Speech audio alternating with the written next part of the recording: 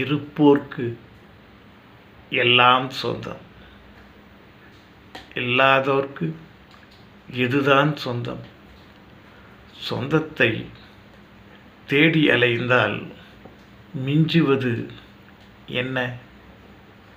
உறவுகள் போற்றிடுமா, தூற்றிடுமா? எத்தனை வித்தியாசமான இந்த வையகம்!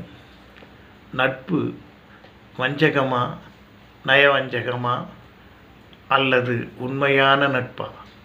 இப்படித்தான் வாழ்க்கை நமக்கு ஒரு சந்திப்பினையும் திகைப்பினையும் தந்து கொண்டிருக்கிறது. நாம் வாழ்க்கையில் போராடுகிறோம்.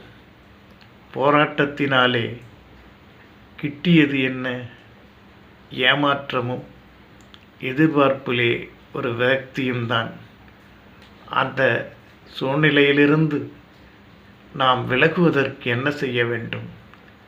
தேடுகிறோம், ஏதாவது ஒரு உபாயம் இருக்கிறதா என்று. சிலர் நமக்கு நல்ல அட்வைஸ் தருவது போல சொல்லுகிறார்கள். அப்படி அவர்கள் சொல்லுகின்ற வார்த்தைகள் நமக்கு உண்மையில் நன்மை தருகிறதா? அந்த நேரத்திலே ஆராய்வது நமக்கு சாத்தியமில்லை. சாத்தியம் இல்லாததினாலே நமக்கு பொருள் விரயம்தான் இருக்கிறது. எந்த ஒரு விஷயத்தையும் நாம் சுலபமாக அடைய வேண்டும் என்று நினைக்கின்றோம். ஆனால் அப்படி கிடைப்பதில்லை.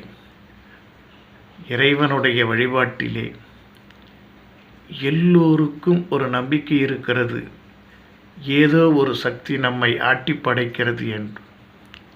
வணங்கும் முறை, பிரார்த்தனை செய்யும் முறை, அவையெல்லாம் ஒருவருக்கு ஒருவர் வித்தியாசமானாலும் ஏகசக்தி என்ற ஒரு சக்தி இருப்பதை யாரும் மறுப்பதில்லை. சக்தி இல்லை என்றால் யாருமே செயல்பட முடியாது என்பது ஒரு நிர்பந்த கட்டாய நிலை. ஆகவே அந்த சக்தியை நாம் எங்கே பெறுவது, எப்படி பெறுவது? இது ஒரு நமக்கு மிகப்பெரிய கேள்விக்குறி. உன்னில் இருக்கும் சக்தியை நீ எழுப்ப முயற்சி செய்.